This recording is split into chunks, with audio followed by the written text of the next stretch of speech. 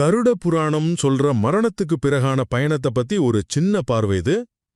கருட புராணத்தை எடுத்துக்கிட்டீங்கன்னா, ஒரு ஆன்மா செத்ததுக்கு அப்புறம் என்ன மாதிரியான ஒரு பயங்கரமான பயணத்தை சந்திக்குது, ஒவ்வொரு பாவத்துக்கும் யமனோட நீதிமன்றத்துல என்ன தீர்ப்பு கிடைக்குதுன்னு இது ரொம்ப தெளிவா சொல்லுது.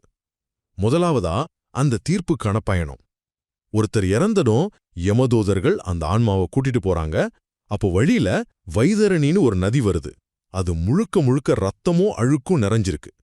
புண்ணிய செஞ்சவங்க ஈஸியா கடந்துடுறாங்க, ஆனா பாவம் செஞ்சவங்க ரொம்ப கஷ்டப்படுறாங்க.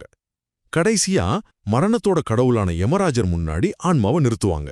அப்போ சித்திரகுப்தர், அதாவது பிரபஞ்சத்தோட கணக்காளர், அந்த ஆன்மாவோட வாழ்க்கை கணக்க வாசிக்க யமன் தீர்ப்பு வழங்குவார். ரெண்டாவதா ஒவ்வொரு தப்புக்கும் ஒவ்வொரு நரகம். கருட புராணம் கிட்டத்தட்ட 18 முக்கியமான நரகங்களை பத்தி பேசுது. உதாரணத்துக்கு, வெத்தவங்கள மதிக்காதவங்கள கும்பிபாகும் நரகத்துல கொதிக்கிற எண்ணெயில போட்டு வாட்டுவாங்களாம். பொய் சொல்றவங்களையும் திருடுறவங்களையும் கால சுத்திரங்கிற எரியிற தரையில போட்டு தண்டிப்பாங்க. மத்தவங்கள மறைமுகமா கஷ்டப்படுத்துறவங்கள அசிப்பத்திரவனம்னு ஒரு இடத்துல வாள் மாதிரி கூர்மையான இலைகளால கிழிப்பாங்களாம். கடைசியா இதோட உண்மையான நோக்கம் என்ன? நம்மள சும்மா பயமுறுத்ததானா? இல்லவே இல்ல.